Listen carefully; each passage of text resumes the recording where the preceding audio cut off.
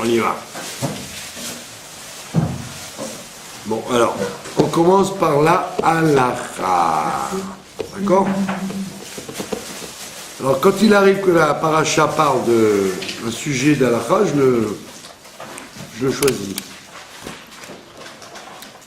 D'accord?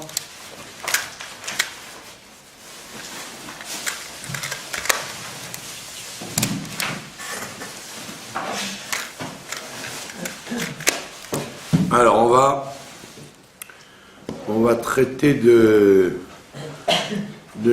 halakha qui est citée dans la paracha, la halakha du maaser. Puisque on dit que on apprend le maaser de Yitzhak, comme il est devenu très très riche par ses affaires, et donc on raconte que c'est lui le premier qui a donné le maaser. Abraham, il avait donné le maaser à Malchit Tzedek, mais là-bas on n'apprenait pas le maaser de l'argent, on n'apprenait que le maaser des biens qu'il y a eu à la guerre, etc. Alors, c'est quoi la définition du maaser? Alors, on voit il faut faire la différence entre maaser et tzedaka. D'accord? Il y a une mitzvah de tzedaka, qui est inscrite un peu partout dans la Torah, de donner aux pauvres. Et la tzedaka, c'est une mitzvah qui, à l'origine, n'est pas liée avec une journée particulière. C'était annuel. C'est-à-dire que d'après la tradition, on doit donner en tzedaka l'équivalent d'un tiers de shekel. Il y en a qui disent 3 shekels en 3 fois, et il y en a la halakha, c'est pas comme ça, c'est un tiers de shekel. C'est beaucoup moins. Un tiers de shekel, c'est une somme ridicule, d'accord? Puisque ça reviendrait à peu près à 5 grammes d'argent pur sur une année. Ça vous fait donc 30 agorotes par jour, quoi, ouais. Donc c'est vraiment rien du tout, la mitzvah de tzedaka. En plus du machatzit shekel, le souvenir du machatzit shekel qu'on est censé donner avant Purim.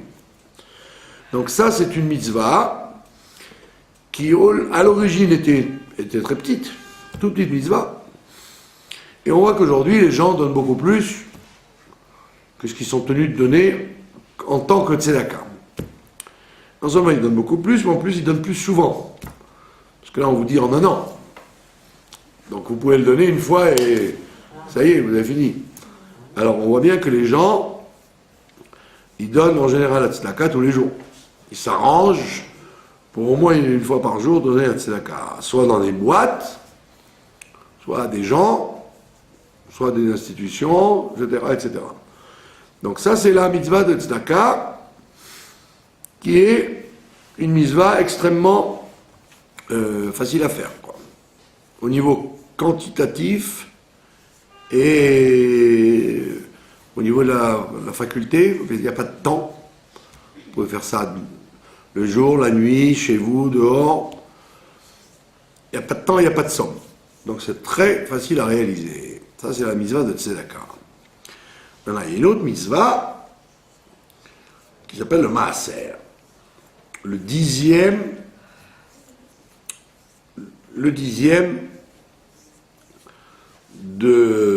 d'argent.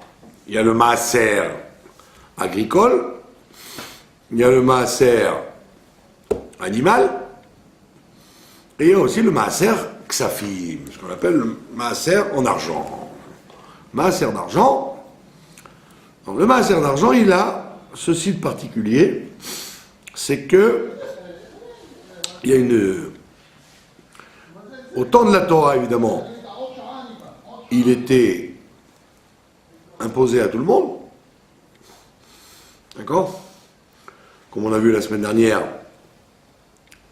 qu'il y avait un monsieur qui s'appelait Rabbi Elazar Ben Azaria, qui était un Kohen, un Talmid Racham et un Kohen, collègue de Rabbi Akiva, etc. Et que lui, un jour, on a raconté ça plusieurs fois, un jour, lui, il tenait que une vache pouvait sortir Shabbat avec un ruban sur les cornes.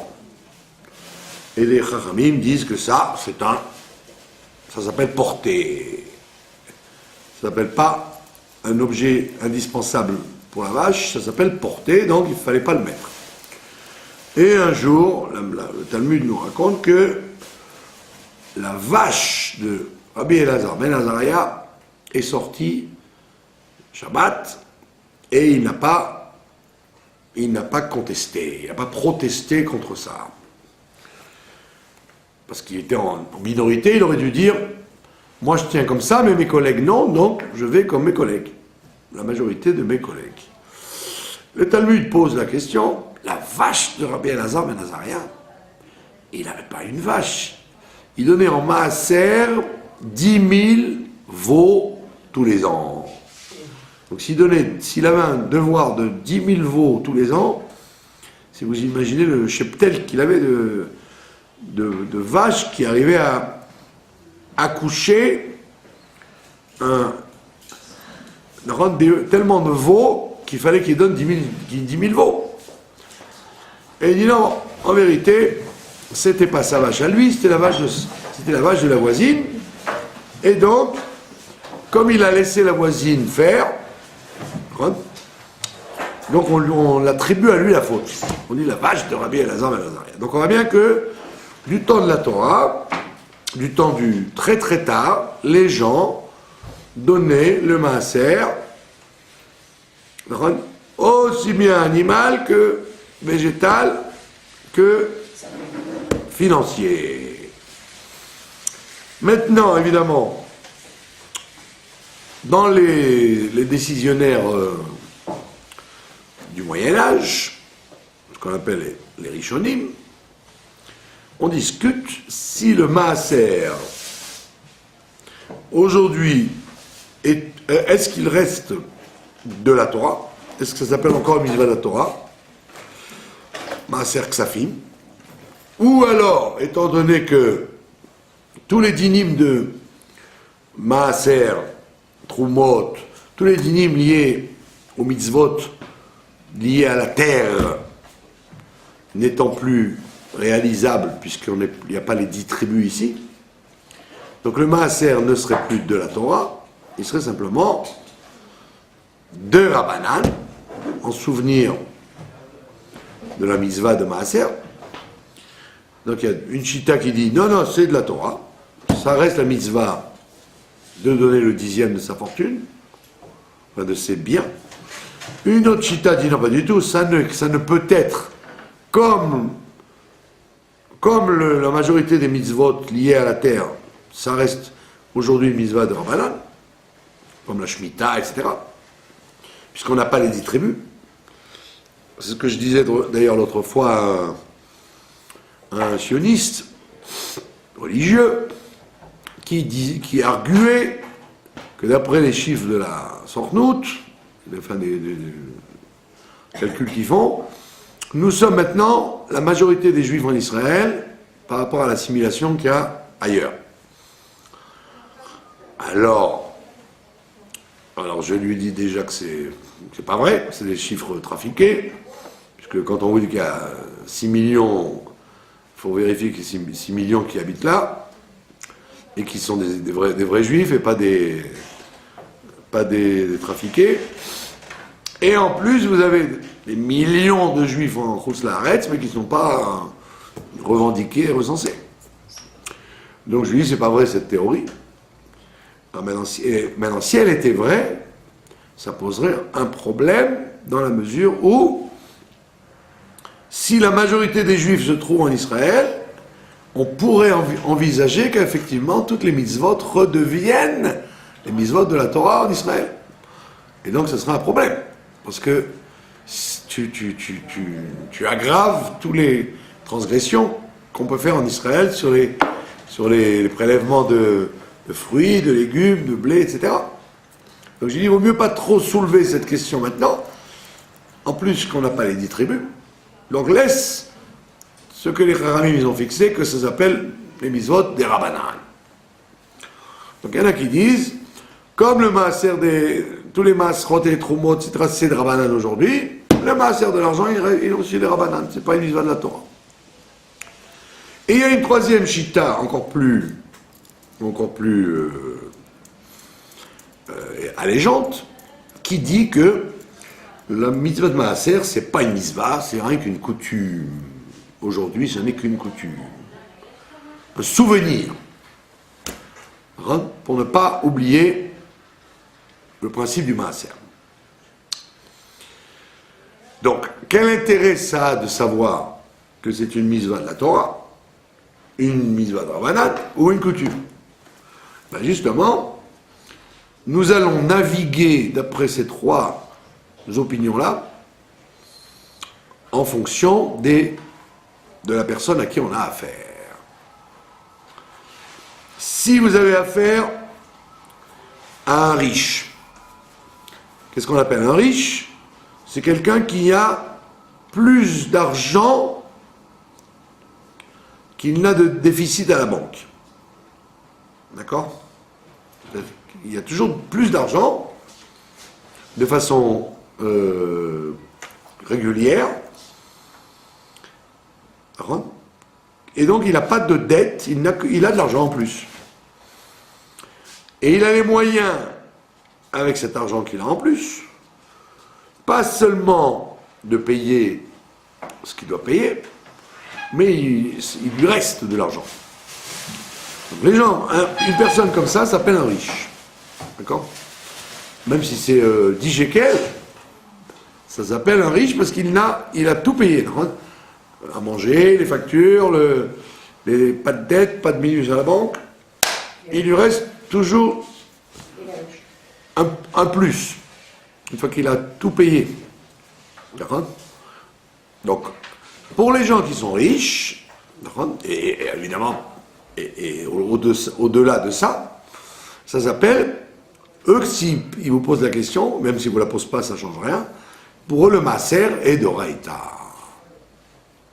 Comme ils n'ont pas de problème financier, ils doivent considérer le maaser comme étant d'oraïta, c'est-à-dire qu'ils doivent donner le 10e de tout l'argent qu'ils ont. Par exemple, quelqu'un il a acheté si par exemple il a acheté une maison, d'accord? Il a vendu une maison, d'accord? Il a vendu une maison, alors il doit donner le maaser sur cette vente de maison, d'accord? De qui on parle? De quelqu'un pour qui donner le maaser de la vente de maison ne l'empêcherait pas d'en acheter une autre, par exemple. Plus petite ou l'homme chané. Si ça l'empêche d'acheter une maison, alors on lui permet de ne pas donner le maaser et de racheter une maison. Mais il y a des gens, Baruch Hashem, pour qui, même en vendant une maison, ils n'ont aucun problème, puisqu'ils en ont d'autres, ou alors ils ont, avec ce qu'ils ont vendu, ils peuvent acheter une maison sans problème. Donc ceux-là sont obligés de donner le maaser d'après la Torah sur la maison qu'ils ont vendue. Ou un salarié, quelqu'un qui a un très beau salaire, il a un très beau salaire qui, quand il le touche, fait qu'il peut payer tout ce qu'il a à payer et il lui reste quand même de l'argent en plus, lui aussi, on va considérer que pour lui le maaser est d'après la Torah. D'accord? Maintenant, à l'extrême, quelqu'un qui est fauché comme les blés, c'est-à-dire que, comme disait Coluche, qu'il y a des problèmes de fin de mois depuis le premier, d'accord? Depuis le premier du mois, il a des problèmes de fin de mois. Donc, objectivement, même s'il travaille, et sa femme travaille, et ses enfants travaillent, et il se prive de tout, il est toujours en dessous de la barre. Ce que le directeur de banque le connaît très bien. Pas pour le féliciter, mais pour pour lui dire nous. Pour le rappeler. Pour le rappeler. Donc lui, étant donné qu'il est tout le temps à la course, et que tout l'argent qu'il peut gagner ne couvre même pas les frais qu'il a, et ça, il y en a beaucoup, donc c'est pour ces gens-là, on considérera le maaser comme un minag. Ils doivent le considérer comme une coutume pour ne pas oublier le maaser le jour où ils deviendront riches, pour pas dire, c'est quoi ça le maaser? J'ai tellement d'années que je n'ai pas donné ça. Donc pour pas qu'il oublie, on lui dit, fais comme un minag. Donc comme c'est un minag, donc il n'est pas tenu ni du 10e, d'accord? Et plus que ça, on lui permet même de payer ses dettes qu'il a, parce que quand on a des dettes, on n'est pas khayab de maaser, puisque c'est comme si vous disiez les 100 shekels, moi c'est ce qui m'arrive ici quand les gens ils veulent que je les paye, alors ils me disent, est-ce que tu peux nous donner des espèces, parce que si tu nous donnes un chèque, il est automatiquement noyé dans le déficit de la banque. Donc si je veux me faire passer mon Shabbat, il faut que j'ai des espèces pour ne pas avoir affaire à la banque. Donc automatiquement, en réalité, dès que vous lui donnez de l'argent, cet argent n'est pas à lui, puisqu'il est pour couvrir. Il n'est pas un gain où tu peux dire « Ah, j'ai de l'argent », il est rien que pour couvrir un déficit ou une facture qu'il n'a pas payée. Donc la Torah est gentille avec lui, elle dit « Mais tu n'as pas d'obligation de maaser, toi, puisque tu n'as rien gagné. Tu n'as fait que surnager pour avoir moins de déficit. » Il peut payer les frais de scolarité de ses enfants. Donc on lui dit, on lui dit, sans rentrer dans les frais de scolarité de ses enfants, on lui dit tout court, tu n'as pas d'obligation de maaser, le maaser est pour toi une coutume. Et donc qu'est-ce qu'on lui dit? Alors, on lui dit, tu donnes une somme symbolique, puisque c'est une coutume. Tu n'es pas obligé de donner le 10e exactement. Tu donnes une somme symbolique, mais tu dois prendre un cahier et marquer, effectivement, que quand Dieu sera gentil avec toi, quand il ouvrira ses portes, tu lui devras le maaser. Par exemple, il a gagné 1000 shekels, par exemple. Alors il devrait donner 100 shekels. Seulement les 1000 shekels ne servent qu'à couvrir un peu les 2000 shekels qu'il a en minus. Et je suis gentil. Donc en fait, les 100 shekels qu'il doit, alors il marque. Il met 100 shekels maaser. Et puis il attend avant que Léo Lavine arrive, bien sûr, que si Dieu le fait gagner au loto ou le Piton lui donne une très forte sorte d'argent, alors il prendra son calepin et il dira du temps où j'étais fauché, alors c'était un minac.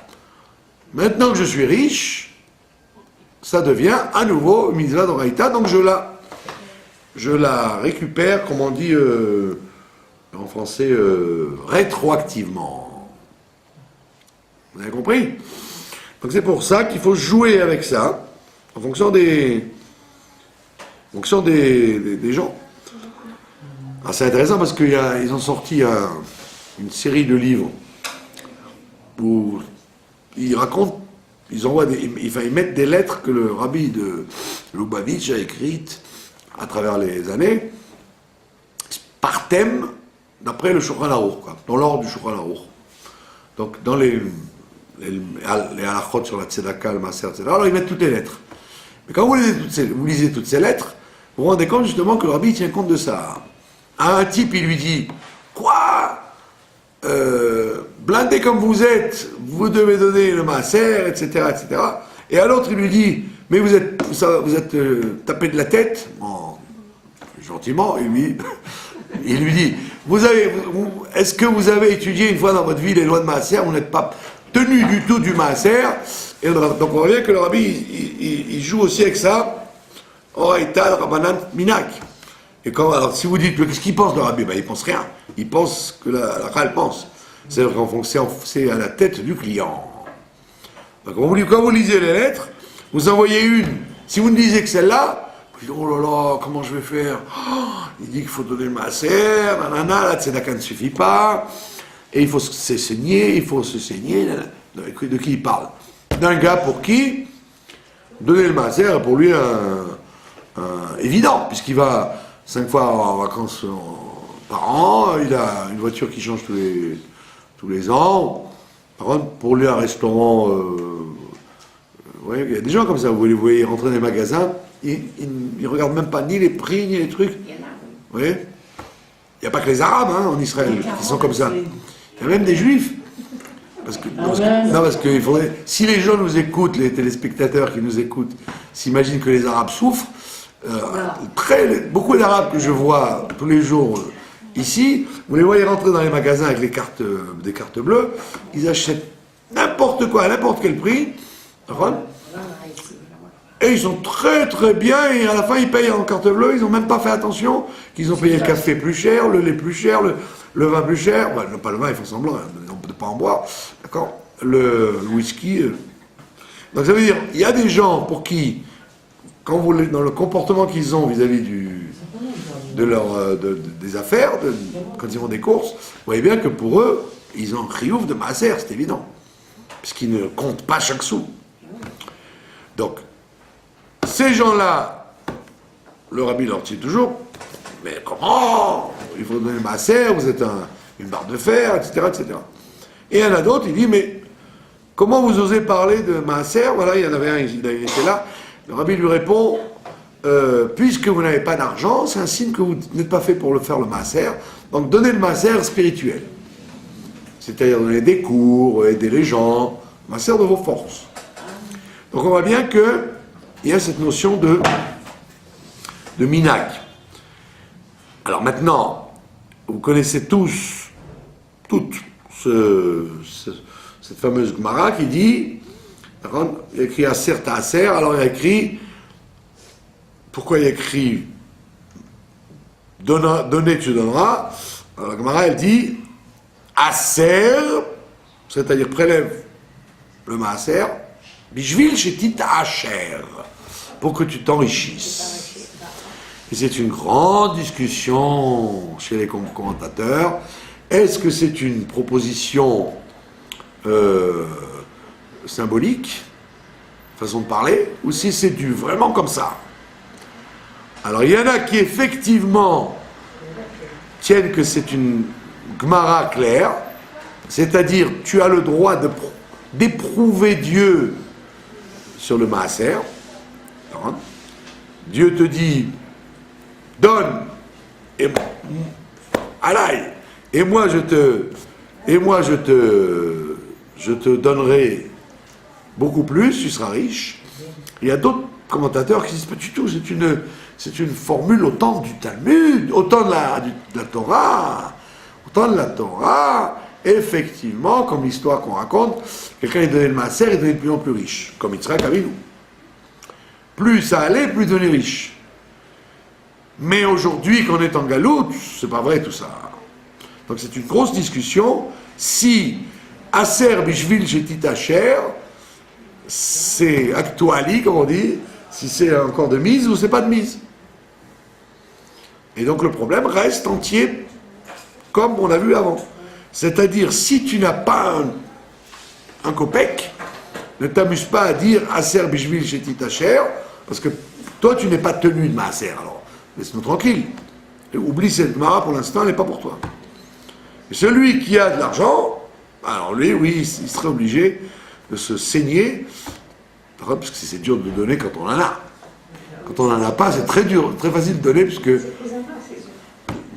c'est très dur de donner quand on en a. Donc lui, on lui dit, donne pour que tu t'enrichisses.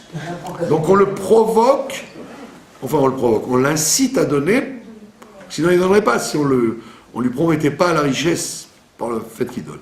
Donc chacun doit savoir dans quel registre il se situe. Est-ce qu'il est dans le registre de faire ça comme un minag, une coutume, des rabanades, c'est-à-dire faire les choses bien, mais pas plus que 10%, et si c'est d'oreita, d'être scrupuleux, de marquer sur un calepin, 10% vraiment, etc. Donc s'il gagne 100 shekels, il faut vraiment qu'il donne 10 shekels, et qu'il ne joue pas avec ça, etc. Donc savoir où on se situe. D'accord. Ça c'est ça, l'essentiel de ce qu'on peut raconter sur le Maaser. Maintenant, il y a plein d'autres détails sur lesquels on ne peut pas rentrer, sinon on resterait là jusqu'à demain matin. Comment est-ce qu'on peut déduire certains frais du Maaser, les livres qu'on veut acheter, les écoles des enfants, le fait que vous avez des enfants à la maison, d'après la Torah, à un certain âge, ouf Gozal, vole d'ici, va travailler, tu n'as plus rien à voir avec toi. À l'époque de la Torah, c'était comme Cosette. À un certain âge, les enfants pouvaient rester à la maison, mais ils étaient à leurs frais. À leurs frais. D'ailleurs, la sainte ville de Jérusalem, qui respecte la Torah très scrupuleusement, elle vous fait ça dans les histoires d'impôts locaux, etc. Elle vous dit, quand vous avez des enfants à la maison, c'est évident qu'ils vous donnent tous les mois une participation. Oui, parce qu'ils savent, la sainte ville de Jérusalem, qui fait tout d'après la loi la plus stricte, de la papauté peut-être, ou de l'islam, ils vous imposent en vous disant non, mais vos enfants travaillent, donc c'est sûr qu'ils vous aident. Oh là là. Ah oui, ils savent ça, que vos enfants travaillent et ils vous aident. Pardon? C'est à partir de 18 ans que vous dites, c'est quoi? Oui, à partir de 18 ans, ils estiment, voilà. Un enfant qui travaille, il s'est compté. Vous n'avez pas droit à ça, comme d'habitude. Dans l'État juif, c'est comme ça, vous n'avez pas droit à ça. Vous avez qu'un seul droit, c'est de vous taire et d'envoyer vos enfants au casse-pipe pour qu'on libère après les assassins qui ont tué vos enfants. Ça, c'est un principe de l'État d'Israël. Alors, ils vous disent, vous n'avez pas le droit parce que comme vos enfants travaillent, c'est évident que vos enfants gagnent au moins 4000 shekels, parce qu'ils ne peuvent pas gagner moins que le salaire minimum. Et comme ils sont chez vous, ils vous aident, donc vous n'avez pas droit à ça, etc. Donc ils ont déjà décidé que les enfants respectent le maaser, les parents, tout. Bon, à part cette escroquerie, comme l'État d'Israël sait le faire depuis 60 ans, quoi. Ah, parce qu'on m'écoute dans les télévisions mondiales. Alors je répète, à part cette escroquerie spécifique à l'État d'Israël, de voler les gens et de les pressurer, nous savons que aujourd'hui, il y a une discussion halachique jusqu'à quel âge on appelle un enfant un enfant. Au temps du Talmud, c'était comme Cosette. Tout petit, les enfants, ils partaient au travail. C'était pas une honte. Vous voyez bien, Rivka, Rachel, très très tard, les enfants allaient travailler très tôt. Cosette, Jean Valjean, etc. On envoyait les enfants travailler très tôt. Maintenant, il y a une loi déjà que jusqu'à 16 ans, un enfant il doit être scolarisé, donc il ne peut pas travailler. Et on voit même dans la vie que les enfants sont beaucoup plus paralysés qu'ils ne l'étaient avant. Très très tard, ils sont incapables de gagner leur vie. Donc cette réalité a une conséquence halachique. Que vous-même, vous pouvez justifier que votre argent qui sert à leur donner à manger, laver leur linge et les héberger, etc., vous pouvez le déduire du maaser en fait. Parce qu'à un certain âge, ils n'ont plus besoin de vous, mais jusqu'à un certain âge, oui. Alors qu'avant, c'était beaucoup plus court. D'accord? Donc, c'est-à-dire, avant, à 6 ans, 7 ans, l'enfant, il était indépendant. Donc, vous ne pouviez pas déduire du maaser les frais. Vous pouviez déduire du maaser des frais jusqu'à 7 ans. Maintenant, le temps va plus loin, donc, vous êtes censé considérer le maaser beaucoup plus tard. Puisqu'ils sont en vérité incapables, quoi. Ils sont des incapables très tard. Ouais, donc tous ces détails-là, il faut les vérifier en fonction de chaque famille, en fonction de chaque enfant, chaque famille, chaque enfant, etc. Donc maintenant, il y a des évidences, par exemple. Quand vous faites un Shabbat, vous faites une réception, n'importe quoi, et que vous invitez des gens, c'est évident que vous pouvez intégrer ça dans le maaser. Puisqu'effectivement, Vous avez fait un Shabbat. Maintenant, ce Shabbat, vous avez un invité. Cet invité, il mange, il boit, il consomme de tout ce que vous avez. Donc ça, c'est une déduction du maaser. Puisque vous ne l'avez pas mangé vous l'avez donné à l'autre. Donc il y a plein d'opportunités de dire qu'on a donné le maaser. Voilà, avec tout ça, je ne vais pas rentrer là-dedans, parce que c'est très compliqué. Donc c'est très intéressant d'étudier ces choses-là, parce que des fois on se complexe, on s'inquiète en disant je ne fais pas les choses bien, et alors qu'en vérité, des fois on fait des choses beaucoup plus qu'on ne doit les faire. Voilà, plus de questions, pas de questions, c'est clair? Pas shoot? Pas shoot. Par rapport au calcul là dont vous avez parlé, donc c'est important même si quelqu'un est déduit avec l'école, des enfants, où il ne peut pas donner ou rien, c'est très important dans tous les cas de tenir ce cahier dont vous avez parlé là. Ouais, si vous avez un cahier, oui, il faut l'utiliser pour ça. Vous mettez, vous dites, maintenant je ne suis pas obligé, vous mettez les dates, et vous dites, bon, théoriquement j'aurais dû donner tant. Et on déduit les frais. Voilà, je déduis. Voilà, les frais scolaires ou les Si on n'a pas pu déduire, ça sera dû quand on sera vraiment... Voilà, quand on viendra riche, pour l'instant on donne une note symbolique. D'accord? C'est le cas classique des gens qui ont des dettes. D'accord? On peut pas les poskim sont très virulents là-dessus. Quelqu'un, vous me devez 1000 shekels. D'accord? Maintenant, j'apprends que vous avez touché votre salaire, et puis j'apprends que vous avez donné le maaser à la Croix-Rouge. Ah, je dis, bah, elle est gonflée celle-là. Ah, bah, ça alors. Elle est dans 1000 shekels et elle distribue des tzedakot aux organismes. Donc c'est évident que si tu me dois 1000 shekels, tu me donnes d'abord 1000 shekels, et rien qu'après tu commences à parler de tzedaka et de maaser. C'est normal. D'abord, sois propre vis-à-vis de la société dans laquelle tu vis. Donc le bon Dieu, il vous dit la même chose. Et qu'est-ce que tu vas donner le maaser alors que dès que tu as gagné un salaire, il est déjà englouti. Je l'ai bien fait ou pas? Il est englouti dans les frais que tu as. Pour moi, je vous fais rire. Vous avez compris? Donc c'est évident que la Torah ne peut pas exiger de toi de donner un maaser sur un argent que tu n'as pas. Tu n'as pas, puisque dès que tu l'as, il est déjà dépensé. Avant même de rentrer dans la maison, il est déjà dehors. Donc on te dit, donne une somme symbolique, en disant c'est avance sur maaser, et quand je serai aisé, avec l'aide du ciel, je donnerai le maaser réellement. D'accord? Et on dit même que c'est une ségoula pour vivre vieux. De quoi? D'écrire. Ah ouais. Parce que pour pas que vous partiez de ce monde-là sans avoir pu rembourser votre désir de donner le Si on maaser, part sans avoir pu payer, ah ben vous l'avez fait à condition de. La condition de ne pas réaliser, c'est un autre problème. D'accord? Bon, ça c'est le principe général. Maintenant, si vous voulez, il y a d'énormes livres qui sont écrits là-dessus, tellement c'est compliqué. Est-ce qu'on doit donner le maaser sur les actions boursières? Enfin, c'est des problèmes que vous avez tous les jours, quoi. Voilà, Teva, vous avez perdu plusieurs millions d'euros en investissant sur Teva ou sur les pétroles, etc. Est-ce que vous êtes obligé de donner le maaser sur les pertes ou chacun a ses problèmes, par contre.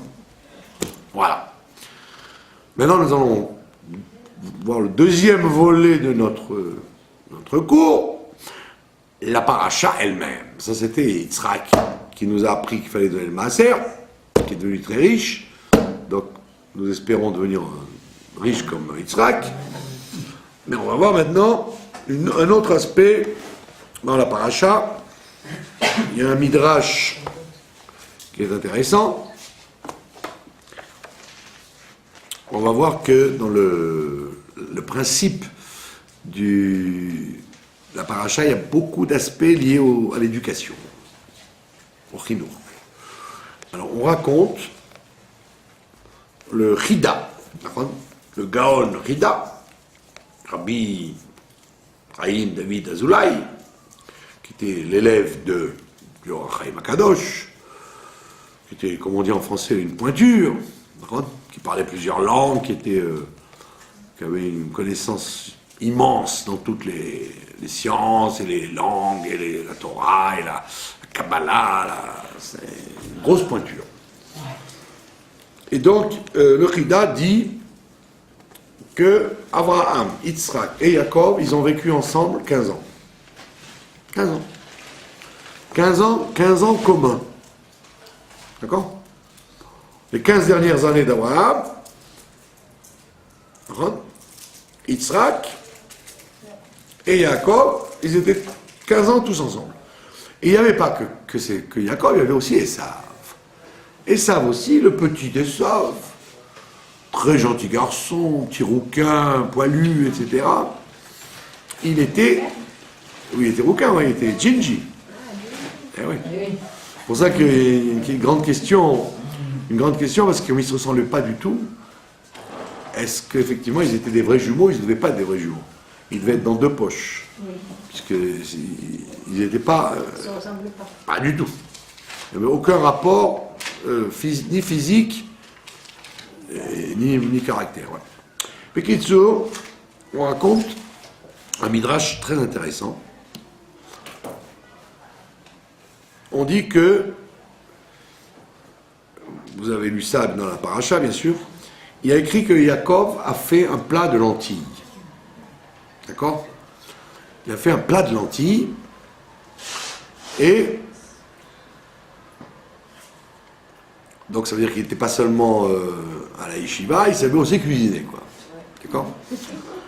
Bon, la raison pour laquelle Pitom, on voit Yaakov cuisiner, à 15 ans, eh bien, son frère Esav arrive des boîtes de nuit où il tournait, des crimes qu'il commettait, des viols, la vie de patachon qu'il avait. Il arrive, et il dit à son frère, qu'est-ce que tu fais? Et il dit à son frère, il dit, je cuisine un plat de lentilles parce que papa Yitzhak est en deuil, il vient de perdre papy Abraham vient de mourir. Et donc je fais un plat, parce qu'il y a une halakha que l'endeuillé n'a pas le droit de manger, de sa cuisine le jour de la mort. D'ailleurs, remarquez, dans les familles où il y a des deuils, que Dieu préserve, les endeuillés ne cuisinent pas. En vérité, ils ne doivent pas cuisiner rien que le premier repas. Après, ils peuvent. Mais le premier repas, ils ne doivent pas le cuisiner. Ils doivent rester assis et on doit leur apporter le premier repas. Évidemment, comme les Juifs aiment en faire plus, en général, les gens, pendant 7 jours, ils ne cuisinent pas, quoi. Les familles leur apportent, les traiteurs, etc. Mais à l'origine, ce n'est que l'endeuillé, le premier repas, après l'enterrement. Ça s'appelle en français, en hébreu, ça s'appelle Seudat Avraham, le repas de remontant. Pour remonter le Avraham, de Briout, pour remonter l'endeuillé, puisqu'après le deuil, les gens ont faim. Après l'enterrement, les gens ont faim. Et ça, je l'ai vérifié. Les endeuillés ont faim.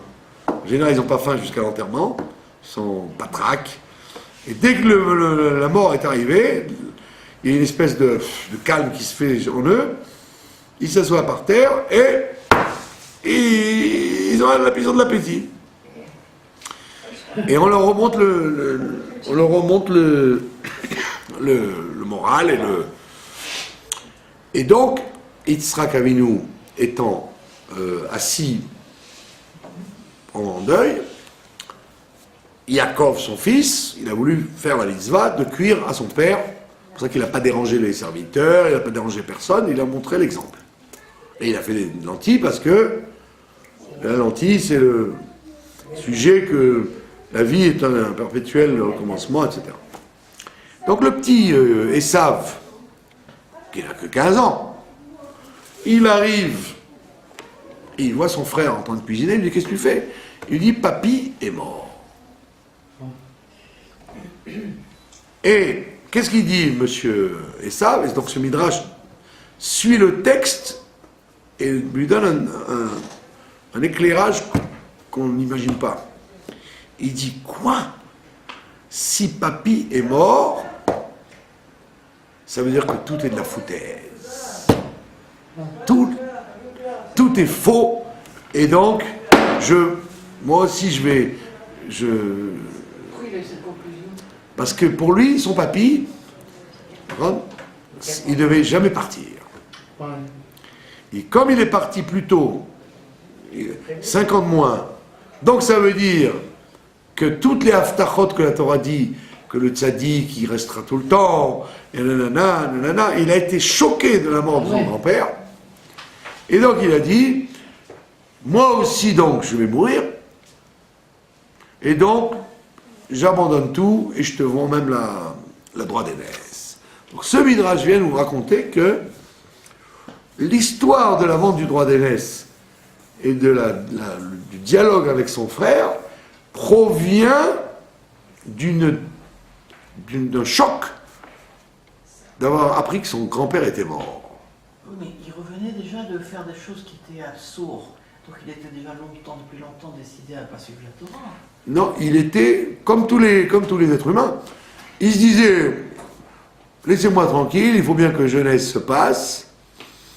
Quand je serai plus vieux, je me rangerai. Pour l'instant, laissez-moi m'éclater dans les boîtes de nuit. Je suis pas comme mon frère, boutonneux, et fort en maths. Moi, j'aime bien ce monde-là. Et je reviendrai après. Bon, il n'y a rien qui presse. Puis Tom, il apprend que son grand-père est mort. Ça l'a choqué. Il a dit donc, je ne crois plus dans la résurrection des morts, je ne crois plus dans le service de Dieu. Il a eu une crise de... D'adolescence. Pas d'adolescence, mais une crise de foi. Il a arrêté de croire en tout. Parce qu'avant, il croyait, mais il disait, bon, quand je serai plus vieux, je reviendrai. Pour l'instant, je suis jeune, laissez-moi m'amuser. Donc, d'après ce Midrash, on a le sentiment que ce qui l'a choqué, c'est la mort de son grand-père. Et donc la question se pose. Quel impact il a eu tellement son grand-père? Alors, c'est ce que le Chida nous dit. Donc, il a vécu 15 ans ensemble. C'est-à-dire que pendant 15 ans, le grand-père s'occupait de lui. Abraham s'occupait de lui et Yitzhak s'occupait de lui. Donc Yaakov, c'était le petit, je vous dis le petit enfant qui est tombé là-dedans depuis qu'il est né. Donc lui, il n'avait pas besoin tellement qu'on mette son attention. Et ils ont mis leur attention sur ce Esav qui prévoyait comme un enfant difficile. Et donc, au lieu que le grand-père l'envoie sur les roses, en disant une espèce de petit voyou, hein. Regarde ton frère, il étudie la Torah, il est sérieux, il rentre tous les jours à l'heure pour manger, et toi tu cours les forêts et les rues. Pas du tout, le grand-père, était derrière lui. Et donc le fait que le grand-père soit mort, ça l'a brisé. Et de là, on apprend un grand principe d'éducation. Qu'il ne faut pas dire à quoi bon, à quoi bon. Et donc, vous allez donner un souvenir à l'enfant que vous l'avez pas, il n'a pas été aimé, qu'il n'a pas été, on ne s'est pas occupé de lui. Et donc, au contraire, si le grand-père va mourir, il va être content. Il va dire, oh là, je suis débarrassé de ce vieux schnock qui m'a pourri la vie, qui m'a dit, pourquoi t'es pas venu, et pourquoi t'es pas fait ça, alors que là, le grand-père était très proche. Et donc ça lui a servi dans sa vie. Et de là, on voit que le rôle du chinour, c'est justement, comme dit le Midrash qui vient après, le rôle du chinour, c'est justement de faire semblant pour empêcher la crise. C'est ce que faisait Yitzhak. Yitzhak faisait semblant de l'aimer à Esav, sachant qu'il était un voyou, il haïssait ses actions, il savait que c'était un voyou. Et la preuve, c'est qu'il vérifiait ses flèches pour être sûr qu'il ne lui fasse pas manger des oiseaux et des animaux pas cachers. Donc il vérifiait ses couteaux avant qu'ils partent. Ils partent à Shrita. Donc il savait et il lui dit à son fils, va me chercher à manger, mais fais attention que ça ne vienne pas du vol, etc. Donc il savait qu'il allait affaire à un brigand. Mais on lui faisait semblant. Alors que sa mère, Rivka, elle faisait pas du tout comme ça. Rivka, elle montrait qu'elle aimait Yaakov, et elle ne montrait pas à Esav qu'elle aimait. C'est-à-dire que le père jouait le rôle de s'approcher de son fils, et la mère, elle jouait la rigueur.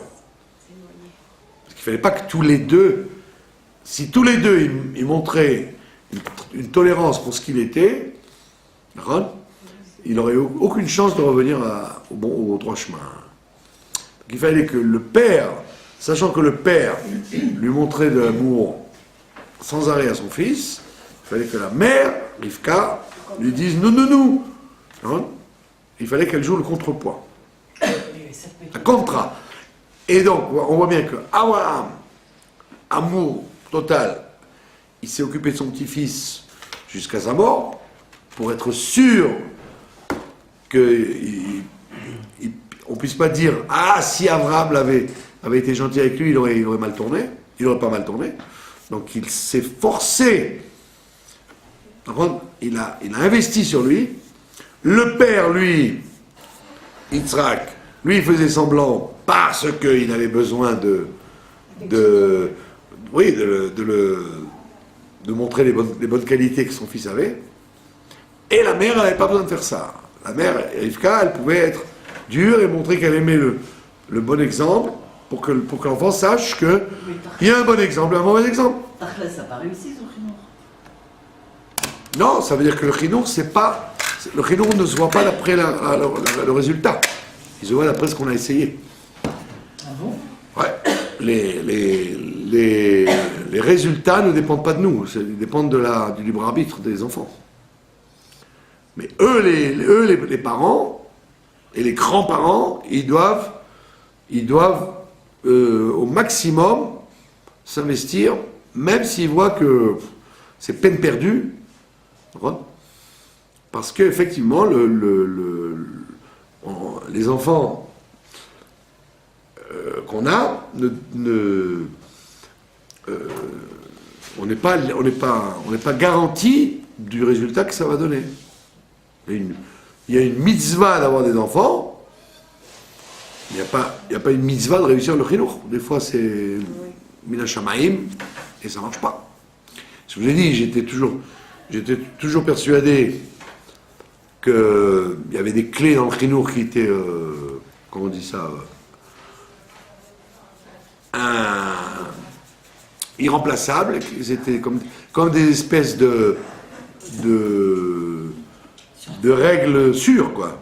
Tu fais ça, c'est bon, tu fais pas ça, c'est pas bon. On voit avec le temps que tu te demandes quelle est la recette. D'accord? Quelle est la méthode? Quelle est la recette?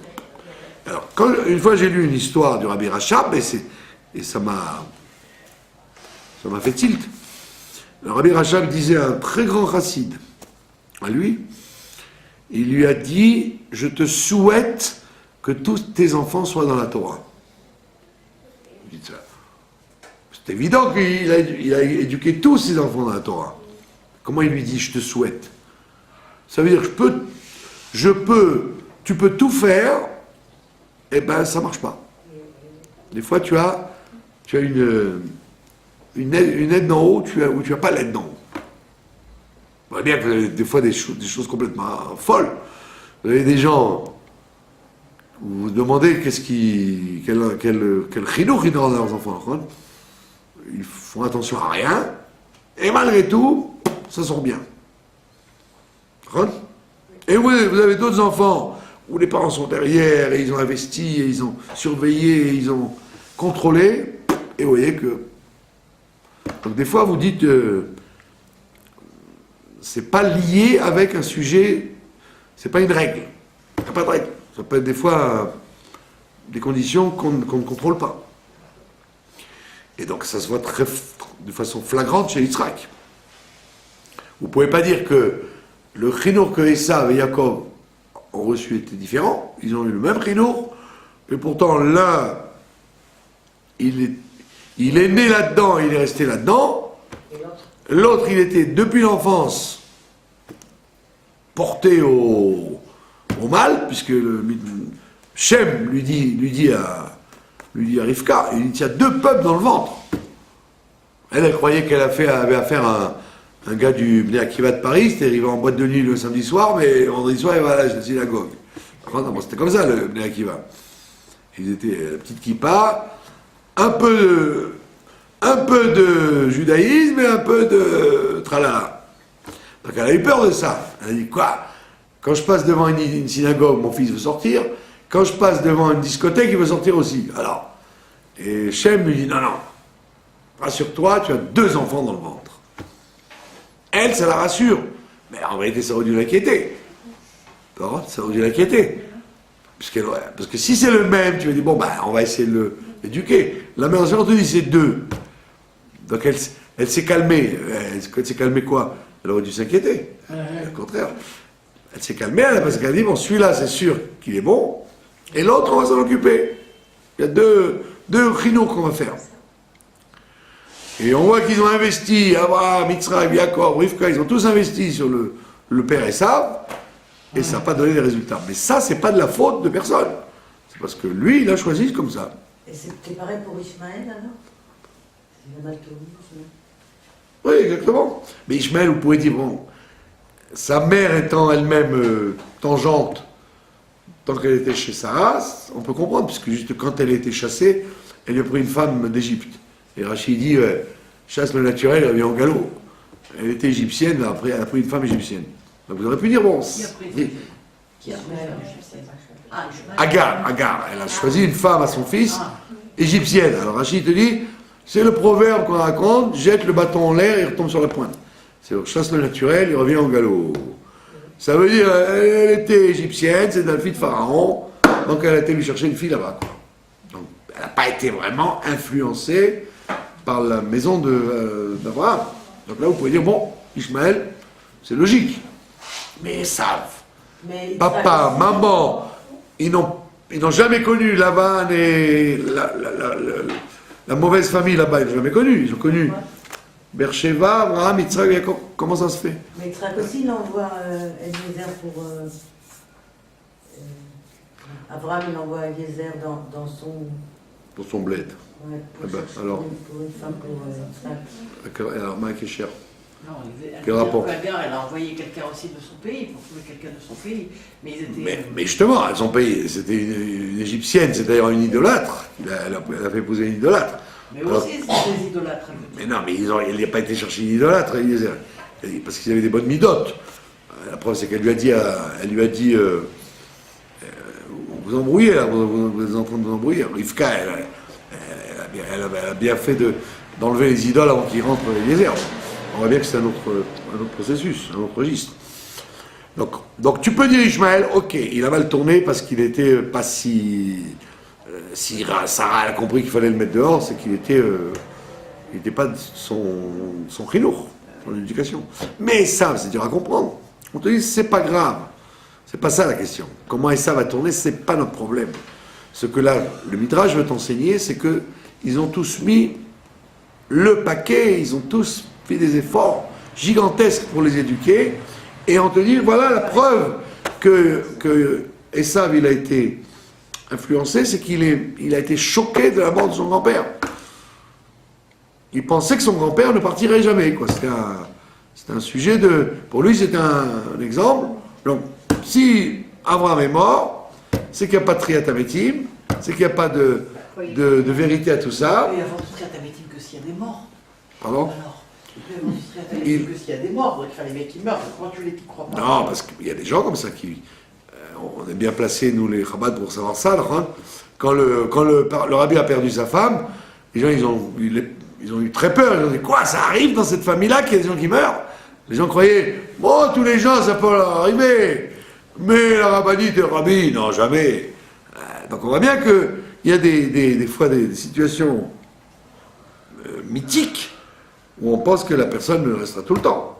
Ben oui, bien, même ce qu'il y a que le Rav Ovadia Yosef, plein de gens qui croyaient qu'il allait rentrer à la maison. Bon, c'est classique, quoi, je veux dire. Il y a une dimension comme ça de s'imaginer qu'on échappe à la mort. Bon, et ça, lui, il a très mal pris la chose. D'accord?